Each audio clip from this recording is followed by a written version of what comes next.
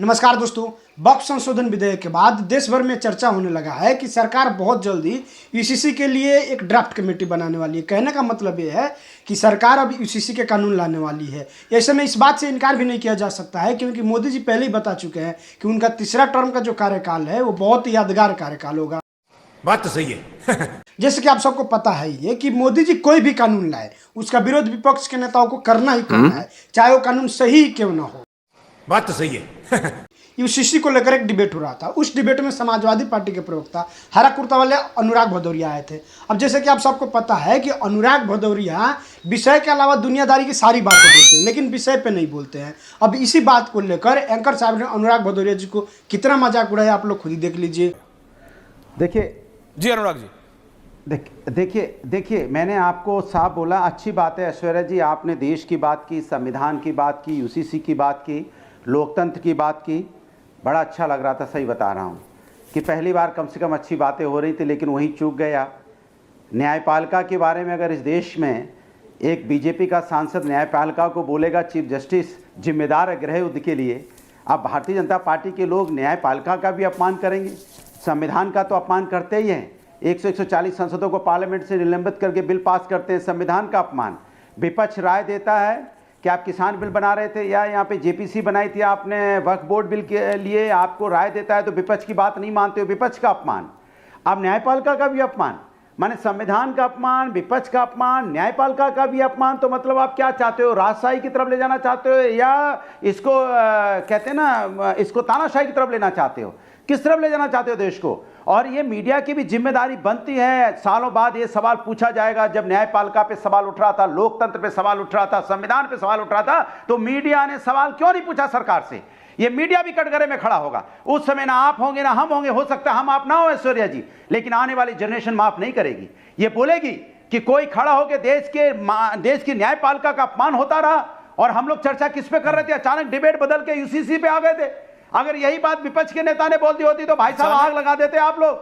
पूरा TV channel चिल्ला रहा होता और यहाँ पे चिल्ला रहा होता और पूरे भारतीय जनता पार्टी के लोग कुर्ता फाड़ फाड़ के चिल्ला रहे होते कि न्यायपालिका का अपमान हो गया, न्यायपालिका का अपमान हो गया। आज न्यायपालिका के बारे में द प्रॉब्लम इज दिस अनुराग भदौरिया, तो कहते हैं कि आप 40 मिनट को पूरा, देखिए हमारे राष्ट्रीय जज ने बोल दिया था। आप बात समझिए। नहीं आपने बोला, मैंने आपको नहीं रोका, लेकिन क्योंकि आपने नहीं, मैं आपको और दूंगा, पूरा टाइम दूंगा, टेंशन मत लीजिए। क्योंकि आपने बोला नहीं, 40 मिनट चैनल नहीं होता, 24 घंटे चलता है। कभी आप स्पोर्ट्स शूज उतार के खेती करना जब बंद करेंगे तो चैनल खोल के देखा कीजिए। आज रात को 9 बजे अर्नब की डिबेट देख लीजिएगा किस पे है। आपको प्रॉब्लम क्या है, वो 40 मिनट ही पूरा चैनल नहीं होता। निशिकांत दुबे ने जो बोला और उसके बाद जगत प्रकाश नड्डा जी ने जो उस पर प्रतिक्रिया दी, पता है it's embarrassing for the BJP कि राष्ट्रीय अध्यक्ष को अपने सांसद के लिए बोलना पड़ रहा है।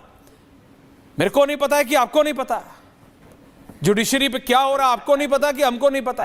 वॉज इट नॉट एम्बैरेसिंग कि एक जज के घर से नोट्स जल रहे मिल रहे?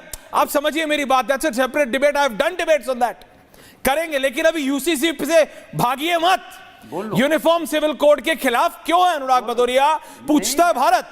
समानता के खिलाफ क्यों है? समानता के पोस्टर बॉय यूसीसी के खिलाफ क्यों है? यह मैं जानना चाहता हूं। ऐसा क्या है? क्या चार शादी सब कुछ है क्या? पूछता क्या अनुराग भदौरिया मैस्कॉट है क्या चार शादी कराने के? सुन तो लीजिए, नहीं बताइए ना, ऐसा क्या है? सुन तो लीजिए। पूछता है, प्लीज बताइए, मैं तो वही पूछ रहा था। 3 मिनट से आप क्या कर रहे हैं? डंके की चोट पे अरे सुन तो लीजिए, मैं सुन रहा हूं, बोलिए। सुन लीजिए, उसी से बोल रहा हूं। पूछता है भारत डंके की चोट पे यूसीसी कब लाएंगे? यूसीसी जब लाएंगे जब इस देश में संविधान होगा। यूसीसी जब ही लाएंगे जब इस देश में लोकतंत्र होगा, विपक्ष होगा, न्यायपालिका होगी। जब इन पे सवाल उठने लगेंगे, इनका अपमान होने लगेगा, तो यूसीसी किसके लिए लेके आएंगे? पार्लियामेंट में तो लेके आएंगे ना। जब पार्लियामेंट से 140 सांसदों को पार्लियामेंट से निलंबित कर देंगे, उसके बाद बिल पास करेंगे तो क्या माना जाएगा, जरा बता दीजिए मुझे। जब विपक्ष राय देगा, यूसीसी लेके आएगा, विपक्ष राय देगा कि मजबूत बनाइए, गोवा को भी इसमें शामिल कीजिए। गोवा में जो कानून है क्या वो यूसीसी में नहीं आएगा? नॉर्थ ईस्ट में जो कानून है क्या यूसीसी में नहीं आएगा? जब हम सजेशन देंगे तो आप मेरा सजेशन नहीं मानोगे। हम कहेंगे कि गोवा में ऐसा क्यों हो गया, अगर नहीं एक महिला को 35 साल तक, यहाँ पे 32 साल, नहीं, आप मेरी बात सुनिए। It's a very serious debate. Anurag Bhadauria, मैं आपसे पूछ रहा हूं, जैसे मैं अभी रत्नाकर, आप साथ हैं कि नहीं है? दुनिया को छोड़िए, दुनिया को जाने दीजिए भाड़ में। आप मुझे बताइए अनुराग भदौरिया, दुनिया को छोड़िए। क्या प्रोफेसर अनुराग भदौरिया यूसीसी के साथ है कि नहीं है? क्या प्रोफेसर अनुराग भदौरिया समान नागरिक संहिता के साथ खड़े हैं कंधे से कंधा मिलाकर या नहीं? पूछता है Bharat. People want to know. Professor साहब, आप कहां खड़े हैं? Where are you? What is your stand on this? सुनिए, पूछता है सुनाइए।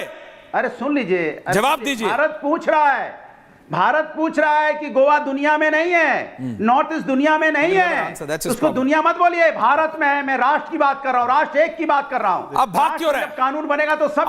शहजाद, मैं शहजाद से पूछूंगा वो, पर आप तो अपना जवाब दो। शहजाद में आ रहा हूं। I give you opening comment. Anurag Bhadauria, ना आप डिसाइड कर सकते हैं गोवा और मणिपुर के बारे में, तो मैं आपसे क्यों पूछूं? मैंने आपसे पूछा आप कहां हो?